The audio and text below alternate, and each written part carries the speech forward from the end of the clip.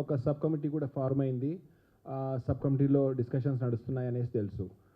ఇదంతా మనం we're very hopeful, but delay అవుతుంది. ఈ డిలే ఈజ్ ద కల్ప్రిట్. ఎందుకంటే ఈ డిలేనే మాకు ఎన్నోసార్లు చూసాము అనేది మాకు ఆ భయం. సో ఇటుపక్క ఎగ్జిబిటర్స్ అందరినీ ఆల్మోస్ట్ 120 ఎగ్జిబిటర్స్ది దీనావస్థ ఉంది.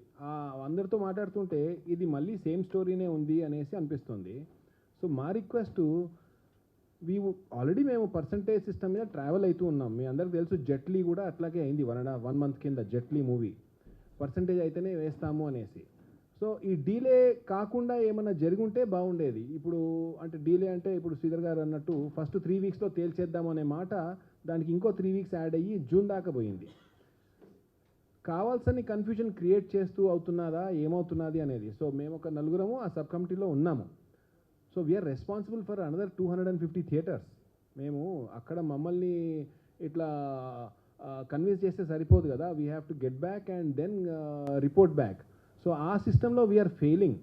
సో ఇప్పుడు కూడా నా రిక్వెస్ట్, ఏం చేసినా యాక్షన్ చాలా ఫాస్ట్గా చేస్తేనే బాగుంటుంది. సరే దొరికింది కదా అనేసి ఎండ్ ఆఫ్ జూన్ వరకు వెళ్ళిపోయింది. ఎండ్ ఆఫ్ జూన్ అంటే నెక్స్ట్ మూవీ ప్యారడైజ్కి కూడా ఇదే స్టోరీ ఉంటుంది బేసికల్లీ.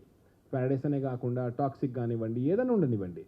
సో మేము ఆల్రెడీ ట్రావెల్ చేసిన వాళ్ళము మమ్మల్ని రిటర్న్ తీసుకెళ్తున్నట్టు అవుతుంది. So our request is 2 sides. దయచేసి క్విక్గా చేయండి.